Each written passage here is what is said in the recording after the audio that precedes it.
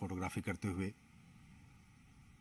ये बहुत ज़्यादा ये महत्वपूर्ण पल। आप सोचिए 70-75 साल हो गए हमारे देश में चीते विलुप्त हो गए थे,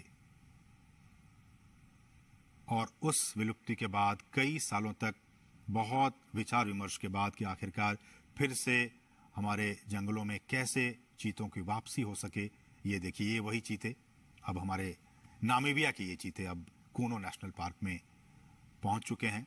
ये आसपास के वातावरण को देख रहे हैं, महसूस कर रहे हैं, क्योंकि एक बहुत ही अलग इन्हें एहसास हो रहा होगा नामीबिया के जंगलों से।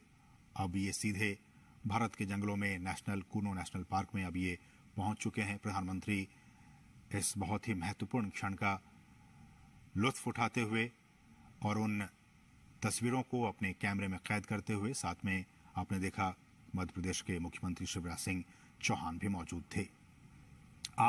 कुल 8 चीतों को हिंदुस्तान लाया गया है। जैसा कि हमने बताया कि इनमें 5 मादा चीता हैं और 3 नर चीता हैं।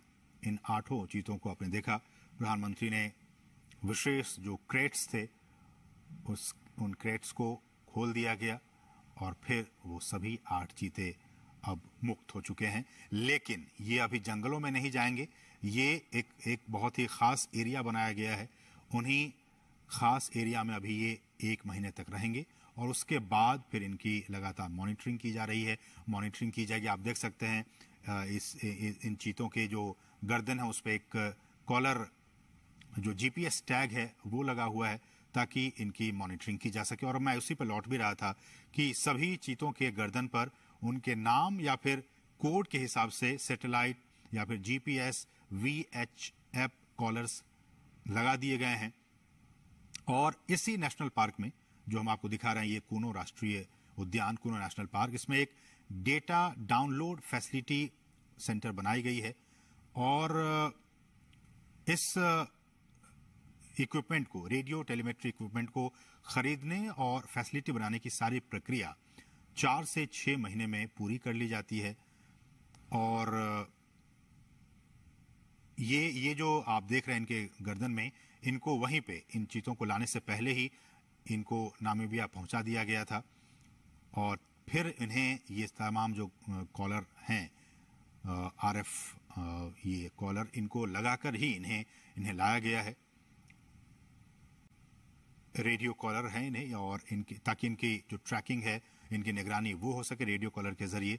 और फिर इन्हें हम जैसे कि बता रहे हैं कि इनको आइसोलेशन में रखा जाएगा और फिर इन्हें जंगलों में मुक्त किया जाएगा। तो ये कुछ अहम बातें हमने आपको बताई, किस तरह से वहां पे इन्हें पकड़ा गया और फिर उनके बाद उनको जो तमाम रूल्स एंड रेगुलेशंस हैं उनके जरिए इन 8 चीतों को भारत लाया गया है। 70 साल पहले हमारे देश में बहुत सारे चीते हुआ करते थे, लेकिन किन्हीं न किन्हीं वजहों से वो सारे विलुप्त होते चले गए।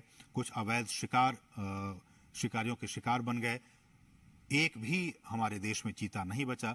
लेकिन सरकार लगातार कई सालों से प्रयास कर रही थी कि हम जो है वो इन चीतों को वापस से एक बार फिर से लाएं, चूंकि पारिस्थितिकी तंत्र भारत का भी बहुत बेहतर है। और जैसे कि हमने कहा कि नामीबिया के जो वैज्ञानिक थे वो महीनों तक यहाँ पे आते रहे, जाते रहे, और यहाँ का जो भूवैज्ञानिक स्थिति है, यहाँ की जो जलवायु है, उनका उन्होंने अध्ययन किया। और अध्ययन करने के बाद ही वो इस नतीजे पर पहुंचे कि इन तमाम चीतों को मध्य प्रदेश में जो कूनो नेशनल पार्क है, वहाँ की जो स्थिति है, परिस्थिति है, जलवायु है, उसके हिसाब से छोड़ना ज्यादा उचित होगा। तो उसके बाद ही ये फैसला लिया गया। और हमने आपको बताया कि इन तमाम चीतों के गर्दन में रेडियो कॉलर लगे हुए हैं ताकि इनकी मॉनिटरिंग की जा सके। और विशेष हमने बताया कि आपको चिनूक हेलीकॉप्टर के जरिए इनको यहाँ पे लाया गया।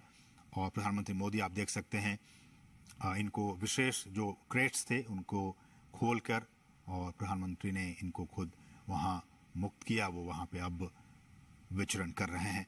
जो चीता प्रोजेक्ट है, अगर मैं इसकी बात करूं, ये भी बहुत महत्वपूर्ण है आपके लिए जानना कि किस तरह से भारत में चीतों को एक बार फिर से बसाने की यहाँ पे कार्य योजना बनाई गई। और इस योजना के तहत 5 साल में देश के कई नेशनल पार्क में ऐसी उम्मीद की जा रही है, जो हमारे वैज्ञानिक हैं, जीव वैज्ञानिक हैं, उनकी तरफ से ये कहा जा रहा है कि अगर ये ट्रांसलोकेशन और यहाँ पे ये सारी चीज़ें सही अनुमान के मुताबिक प्लानिंग के हिसाब से सब कुछ ठीक रहा तो आने वाले 5 से 10 साल में इनके जरिए और भी जो बच्चे होंगे उनको ऐसे उम्मीद की जा रही है कि 40 से 50 चीते पैदा होंगे और फिर उनको देश के अलग अलग नेशनल पार्क में फिर उन्हें बसाया जाएगा। बहुत ही महत्वपूर्ण, अभी तो सिर्फ ये 8 चीते कूनो नेशनल पार्क में आए हैं, लेकिन इन के बाद इनकी जब आबादी बढ़ेगी, ऐसी उम्मीद की जा रही है कि 40 से 50 के तादाद में इनकी आबादी होगी आने वाले 5 सालों में। तो उसके बाद इनको फिर देश के अलग अलग नेशनल पार्क में फिर इन चीतों को बसाने का काम किया जाएगा। और इस कार्य योजना के जरिए जैसा कि हम कह रहे हैं कि भारत एक बार फिर दुनिया के सबसे तेज रफ्तार वाले जानवर चीता का घर अब बनने जा रहा है और भारत सरकार ने चीतों को फिर से देश के जंगलों में लाने का काम किया है, बहुत ही महत्वपूर्ण काम किया है। और प्रधानमंत्री जैसा कि आप देख सकते हैं कितने उत्साहित हैं, खुद कैमरे के जरिए उन तस्वीरों को कैद करने की कोशिश कर रहे हैं। प्रधानमंत्री खुद भी चीतों को देश में लाने और इसे बसाने में निजी, बिल्कुल पर्सनल लेवल पे निजी रुचि दिखा रहे थे और उसी का नतीजा है कि आज ये 8 चीते अब हिंदुस्तान की सरजमी पर पहुंच चुके हैं। ये हम आपको बताएं, चीता आपने भी देखा होगा तमाम टेलीविजनों के जरिए, नेशनल ज्योग्राफिक पे, एनिमल प्लैनेट चैनल पे, कि किस तरह से ये जंगलों में रहता है और ये एक मांसाहारी जानवर होता है। भारत से इसका लगभग 70-75 साल पहले खात्मा हो गया था और कहा जाता है कि अवैध शिकार जो रहा वो एक बहुत अहम वजह रहा इनके एक्सटिंक्ट होने के, इनके विलुप्त होने के। ज़्यादा शिकार और ये भी कहा जाता है कि जो चीतों का जो नेचुरल हैबिटेट था उनको भी काफ़ी नुकसान पहुंचा था, इसलिए धीरे धीरे विलुप्त हो गए। बहरहाल देश में चीतों को फिर से लाया गया है और हमारे जो जंगल हैं उनका जो इकोसिस्टम है, उनका जो पारिस्थितिकी तंत्र है, ये अब उनके लिए वरदान साबित हो सकता है। जैसा कि हम सभी जानते हैं कि ये जो जानवर है, ये जो चीता है, वो खुले मैदानों में रहते हैं। उनका आवास मुख्य रूप से वहीं होता है जहां उनके लिए शिकार अच्छी खासी तादाद में मौजूद होते हैं।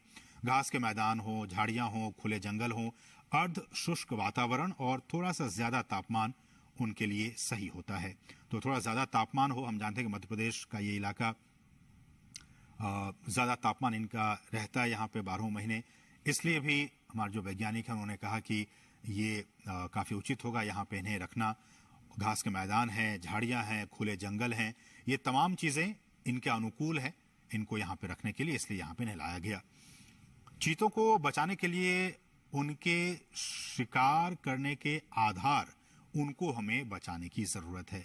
उनके शिकार के आधार करने के आधार को हमें बचाना होगा, जिसमें कुछ खतरे में पड़ी प्रजातियां भी शामिल हैं, बल्कि घास के मैदानों की जो दूसरी अन्य लुप्त प्राय प्रजातियां हैं और खुले वनों का जो इकोसिस्टम है, जो पारिस्थितिकी तंत्र है, उन्हें भी हमें बचाना होगा। जिस बेस पे हम वही कह रहे हैं, जिस बेस पे, जिस आधार पे ये तमाम चीते यहाँ जिंदा रहेंगे, यहाँ रहेंगे, उस बेस को भी, उस आधार को भी हमें बचा कर रखना होगा, तभी तो ये उस इकोसिस्टम में आराम से रह पाएंगे। इसलिए भी हम बार बार ये कह रहे हैं और सरकार भी कह रही है कि उस सिस्टम को, उस बेस को हमें बचा कर रखना होगा। चीतों को वापस लाने से देश में खुले जो जंगल हैं उनको बचाने के काम को भी अब काफ़ी मजबूती मिलेगी। और ये भी देखा गया कि बड़े जो मांसाहारी जानवरों में मानव जो इंटरेस्ट है, ह्यूमन इंटरेस्ट, मानव हितों के साथ संघर्ष चीतों में सबसे कम पाया जाता है। दूसरे जो ऐसे वाइल्ड एनिमल्स होते हैं उनके साथ मैन एनिमल कॉन्फ्लिक्ट होते रहते हैं, अक्सर होते रहते हैं, लेकिन चीतों के साथ ऐसा नहीं है। चीतों के साथ जो मैन एनिमल कॉन्फ्लिक्ट है वो बाकी जो ऐसे एनिमल्स हैं, वाइल्ड एनिमल्स हैं, उनके मुकाबले काफ़ी कम ऑब्जर्व किया गया है, काफ़ी कम देखा गया है। वो सामान्यतया मनुष्यों के लिए खतरा नहीं होते हैं और जो बड़े पशु हैं उन पे भी वो सामान्यतया हमला नहीं करते हैं।